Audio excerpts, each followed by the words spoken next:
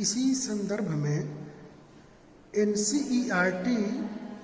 12-13 फरवरी 2001 को एक मॉड्यूल तैयार की और उस मॉड्यूल जो तैयार हुआ के आधार पर एक वर्कशॉप का आयोजन किया गया, जिसमें समावेशी शिक्षा और एक समावेशी शिक्षक के अंदर कौन कौन से गुण हों पर एक विस्तार से चर्चा की गई थी, जिसमें पहला जो बिंदु था उसमें इस बात पर बल दिया गया था कि समावेशी स्कूल में भेजने से पहले हम शिक्षकों को समावेशन का सिद्धांत और उसके व्यवहारिक पक्ष के बारे में पूर्ण रूप से उसको प्रशिक्षित कर दिया जाए। कहने का यहाँ पर तात्पर्य यह है कि एक सामान्यतः जनरल क्लास में जिस प्रकार का इन्वायरमेंट होता है, उस इन्वायरमेंट से अलग हटकर कुछ इन्वायरमेंट समावेशी शिक्षा समावेशी कक्षा का होता है। तो यदि शिक्षक को सिर्फ समावेशी शिक्षा के कुछ सिद्धांत बताकर अगर उनको कक्ष में भेज दिया जाए या उस विद्यालय में उसको डिप्यूट कर दिया जाए, तो समावेशी शिक्षा बहुत सफल और कारगर नहीं हो पाएगी। तो NCERT का जो एक मॉड्यूल तैयार हुआ 2001 दिल्ली में, उसमें इस बात पर ये बल दिया गया कि सबसे पहले शिक्षक को समावेशी विद्यालय, समावेशी कक्षा और विशिष्ट बालक, विशिष्ट करिकुलम पर एक कॉन्फ्रेंस करके एक वर्कशॉप कराया जाए और उसमें उनको उस प्रकार से ट्रेंड कर दिया जाए। तो यहाँ पे कहने का ये पहला भाव ये है कि जो समावेशन की जो प्रक्रिया है और जो उसके व्यवहारिक पक्ष है, उसका ज्ञान एक समावेशी शिक्षक के अंदर पूर्ण रूप से होना चाहिए। दूसरा है कि जो शिक्षकों के जो हेड होते हैं, जो हेड मास्टर होते हैं, उनको अनुदेशनात्मक नेतृत्व का कौशल उनको आना चाहिए। अनुदेशनात्मक नेतृत्व तो समझ में आ रहा है आप लोगों को। लीडरशिप क्वालिटी मतलब यहाँ शिक्षा में लीडरशिप क्वालिटी का मतलब यह होता है कि जो विद्यालय के जो हेडमास्टर हैं, उनको कहाँ पर किस प्रकार का निर्णय लेना है का उनको ज्ञान भली भांति आना चाहिए। अब अनुदेशनात्मक देखिए, अनुदेशनात्मक नेतृत्व तो एक गुण है, एक कला है, एक कौशल है, लेकिन अनुदेशनात्मक इंस्ट्रक्शनल अनुदेशन यह एक विशिष्ट प्रक्रिया है जो इसकी एक तैयार की जाती है और इसका एक फ्रेमवर्क होता है। मतलब किसी भी कार्य को करने से पहले और उसकी प्रोसेस और उसके बाद में उसका क्या आउटपुट होगा का पहले से एक खाका तैयार कर लिया जाता है। वो उसको हम अनुदेशनात्मक लीडरशिप कहेंगे, जिसमें कि सब कुछ लिपिबद्ध हो, सब कुछ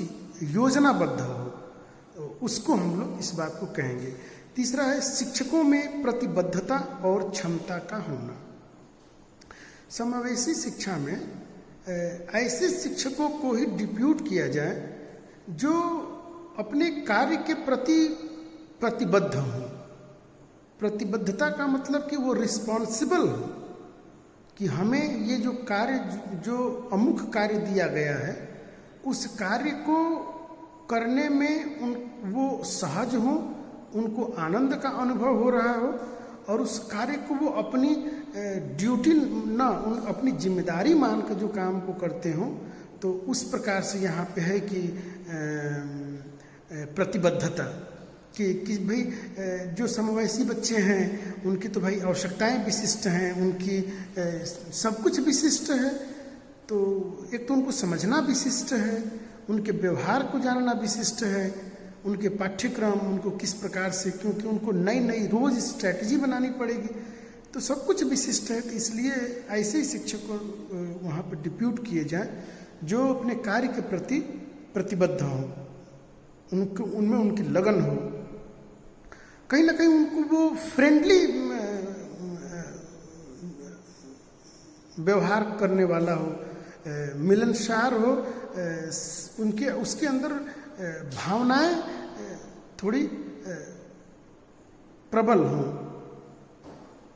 तो इस प्रकार से और क्षमता का होना कि भाई क्षमता कई प्रकार का होता है, मतलब कि भाई सुनने की क्षमता हो, धैर्य हो, किसी भी बात में एग्रेसिव ना हो, ये और भी जो भी क्षमता होगी, कहीं ना कहीं थोड़ा सा एडजस्टमेंट करने की क्षमता हो और कोऑपरेशन की क्षमता हो, ये सब प्रकार की जो बातें ये जब एक शिक्षक में अगर पूर्ण रूप से हो जाएंगे तो निश्चित रूप से वो समावेशी विद्यालय में और समावेशी कक्षा में वो शिक्षक अपना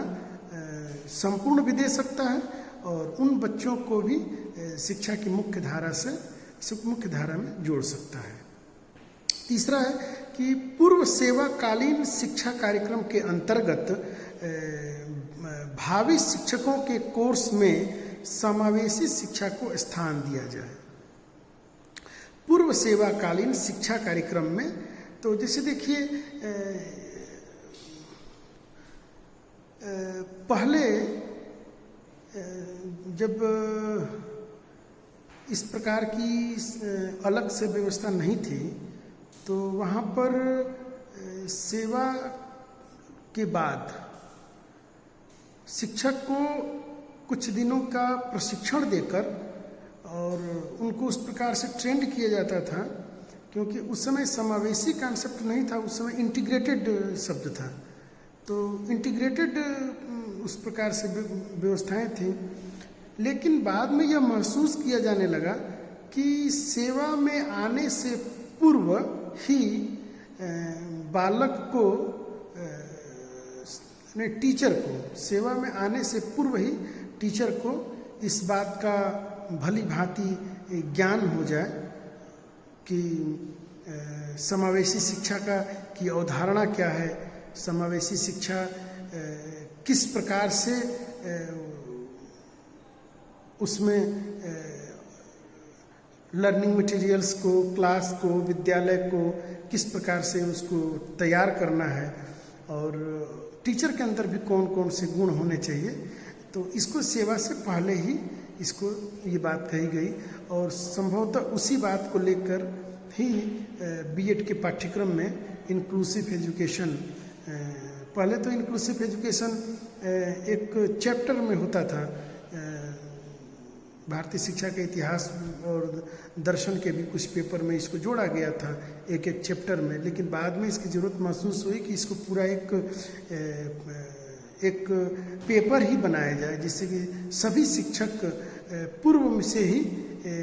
प्रशिक्षित हो जाए, पूर्व से ही ट्रेंड हो जाए। अगला है बजट में पर्याप्त रूप से यह प्रावधान हो ताकि समावेशी स्कूलों के संचालन हेतु वित्तीय खर्च किए जा सके। ये बहुत महत्वपूर्ण बात है। जैसे कि सामान्य विद्यालय में तो सामान्य बच्चे होते हैं और विशिष्ट विद्यालय में मान लो कोई बच्चा हैंडीकैप्ड और मान लो कि कोई चलने में उसको तकलीफ है, पैर से विकलांग है, पोलियो से ग्रसित है, तो अब वो तो सामान्यतः विद्यालय के भवन तक तो वो आ गया, लेकिन विद्यालय के गेट से और कक्षा में पहुंचने के लिए अब उसको कैसे उसको वहां तक पहुंचाया जाए। तो विद्यालय में इतना वित्तीय बजट हो कि जो दिव्यांग लोगों के लिए जो साइकिल आती है जो और उसके लिए जो अन्य जो भी संसाधन होते हैं उसको खरीदने के लिए विद्यालय के पास उतना बजट हो, तब जाके ये बातें सफल हो पाएंगी। क्योंकि कोई भी व्यवस्था सफल तब होती है जब उसके लिए कुछ बजट का प्रावधान हो। अगर हमारे पास ज्ञान खूब हो और बजट ही ना हो, आप क्या मतलब कैसे इसको किया जा सकता है? आप लोग इस वीडियो को देख रहे हैं, मुझे ऐसा कोई उपाय बताइए कि अगर आपके पास बजट ना हो और आपके पास आपको इस प्रकार की सुविधाएं मुहैया करानी हो, आप कैसे मुहैया कराएंगे? वैकल्पिक व्यवस्थाओं के सहारे लंबे समय तक नहीं यात्रा की जा सकती है। तो उसके लिए देखिए, विदेशों में ये कॉन्सेप्ट आया, तो विदेशों में शिक्षा पर जो व्यय होता है वो भारत के व्यय के कई गुना, 4-5, कहीं कहीं तो लगभग 10 गुना से भी ज़्यादा खर्च होता है। तो हमारे यहाँ तो शिक्षा पे कुल जीडीपी का लगभग 3% ही हम लोग खर्च कर पाते हैं, और बजट ही इतना बनता है, और उस जो बजट बनता भी है उसको भी हम लोग खर्च नहीं कर पाते हैं। आप लोग अगर पिछली क्लास में मैंने आप लोगों को शायद याद हो, फर्स्ट ईयर में, तो मैंने बताया था कि जो बजट के जो प्रावधान बने वो भी खर्च नहीं हुआ 3% के लिए। तो जरा विकसित जो देश होते हैं वहाँ पे कई देशों में जीडीपी का 20% शिक्षा में खर्च होता है। तो जरा कल्पना कीजिए कि अगर आप जो भी सुविधाएं देख रहे हैं, ये 3% के आसपास की सुविधाएं हैं, अगर ये बजट का 20% अगर इसको दूना कर दिया जाए, 20% दूना ही 1964 और 66 में कोठारी कमीशन में जो ये बात कही गई थी कि कुल जीडीपी का कम से कम 6% शिक्षा में तुरंत खर्च किया जाए। तो जरा कल्पना कीजिए कि 64-66 में हमारी जनसंख्या कितनी थी, पढ़ने वालों की संख्या कितनी थी, हमारे पास विद्यालय कितने थे, हमारे पास टीचर्स कितने थे, तो कितना खर्च होता था। और प्राइवेटाइजेशन पे भी जोड़ दिया जाए कि प्राइवेटाइजेशन भी उस पर कितना प्रतिशत था। तो जरा देखिए, तो 64-66 में जब 6% बात कही गई थी, तो और आज भी हम लोग 2020 में भी हम लोग 3% के ही आसपास खर्च कर पा रहे हैं। तो ये फिर ये अवधारणाएं कितनी अच्छी अवधारणाएं हैं, बातें विदेशों से काफ़ी रिसर्च करके आती हैं, लेकिन बजट के अभाव में बहुत सी बातें कागज़ों में ही, फाइलों में ही दब के रह जाती हैं। समय रहते अगर एक भी बातों को ठीक तरीके से इम्प्लीमेंटेशन किया गया होता तो आज शिक्षा की दशा और दिशा बहुत अलग होती। अगर कोठारी कमीशन में ही जो पुस्तकालय की जाल बिछाने की बात कही गई थी, तो शिक्षा को एक, आप लोग जो लोग एमए एजुकेशन वगैरह किए होंगे वहाँ पे एक बात पढ़े होंगे कि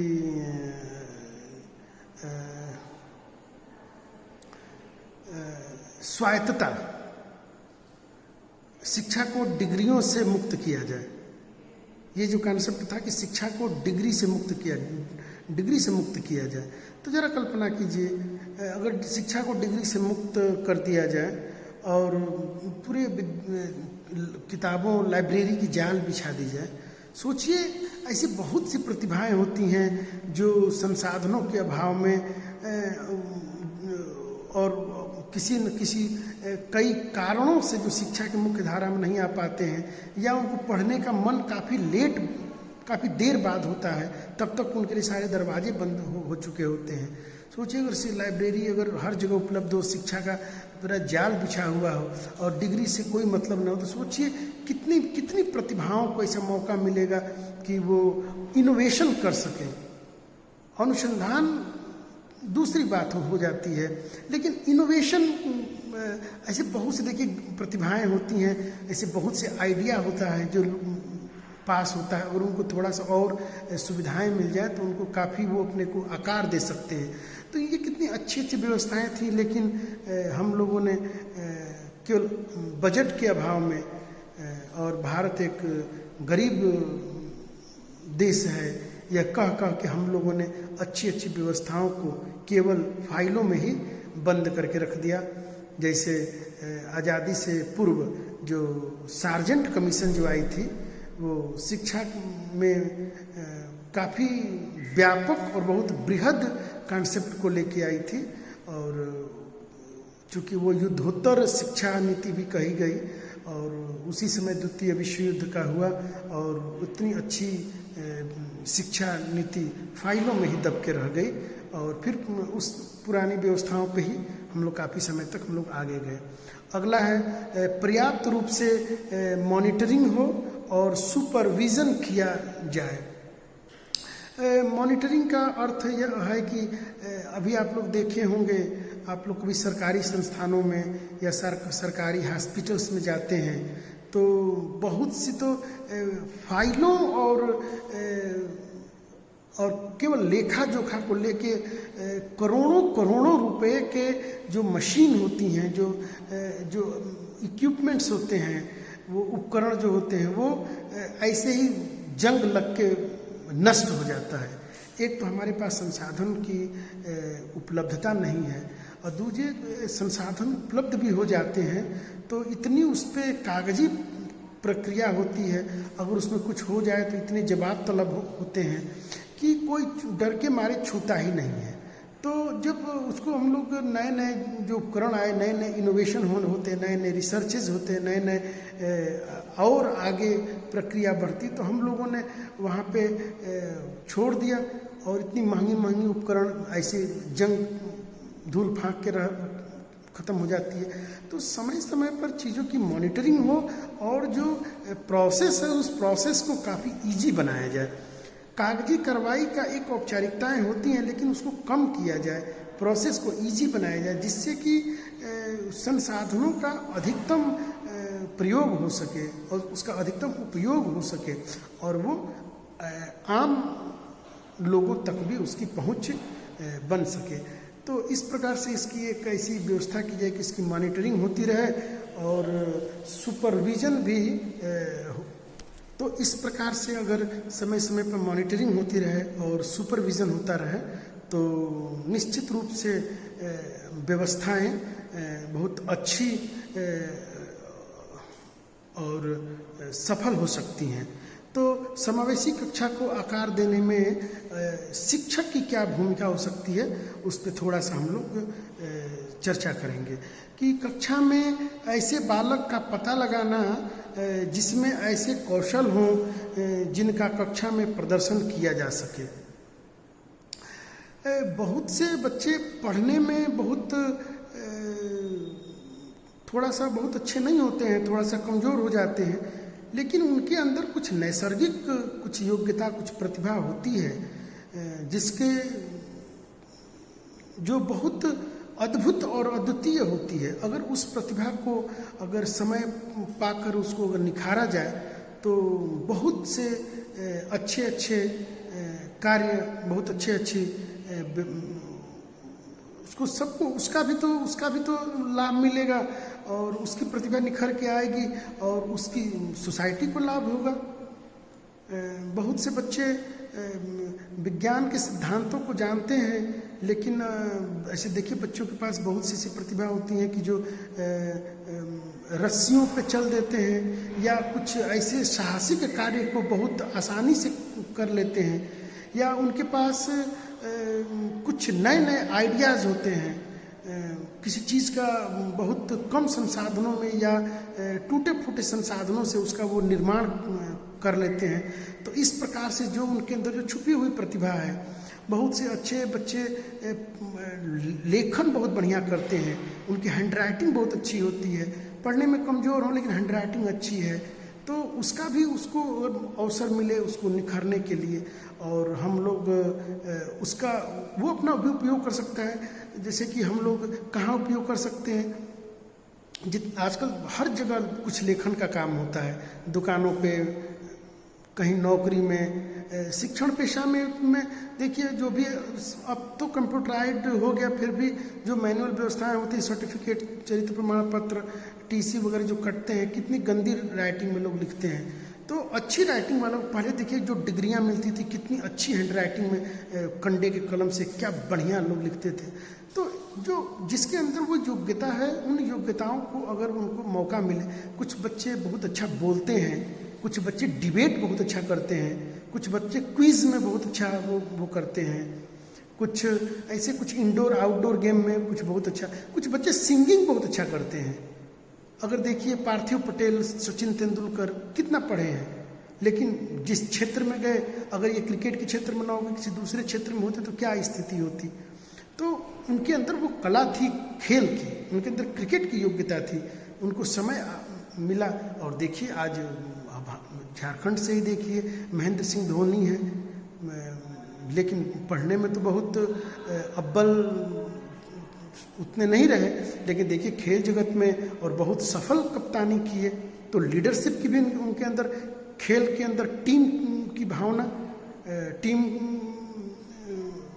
की भावना और नेतृत्व की भावना और डिसीजन मेकिंग की भावना जबरदस्त थी। तो क्रिकेट के जगत और इतना होने से देखिए सबसे सफलतम कप्तान के रूप में माने गए। तो ये ऐसी योग्यताएं होती हैं, ऐसे पद, जैसे कि मुझे याद है हम लोग चौधरी चरण सिंह विश्वविद्यालय मेरठ में जब मैं पढ़ता था, तो वहाँ काउंटर पे एक उसकी दोनों आंखें नहीं थी, वो बिल्कुल अंधा था, सूरदास। तो और वो काउंटर पे इंक्वायरी काउंटर होती थी, तो जो भी उनके पास सूचनाएं होती थी कोई आके उनको बता देता था। और अब तो सुविधाएं हो गई, मोबाइल पे आप वॉइस रिकॉर्डिंग भेज दीजिए, अगला वो सुन लेगा, क्योंकि कान से तो काम कर ही रहा है, आँख से नहीं देख रहा है। और इंक्वायरी पे वो बैठते थे और गवर्नमेंट जॉब में थे, और सभी बच्चों की बातों को बड़ी प्रेम से सुनना, बड़े धैर्य से सुनना और बड़ी समझदारी से उत्तर और एकदम बिल्कुल संतुष्ट करके भेजते थे। अभी भी हम लोगों को याद है कि देखिए उनको अवसर मिला, अगर ये अवसर ना मिलता तो फिर कैसे वो अपनी योग्यता को दिखा पाते। तो इस प्रकार से बालक की शक्तियों और कमजोरियों का पता लगाना, जो उनके जो स्ट्रेंथ होते हैं और जो वीकनेसेस होती हैं, उनको अगर पता लगा लिया जाए तो भी बहुत हद तक हम लोग एक आकार दे सकते हैं। ये बहुत सी बातें हैं, आगे फिर मैं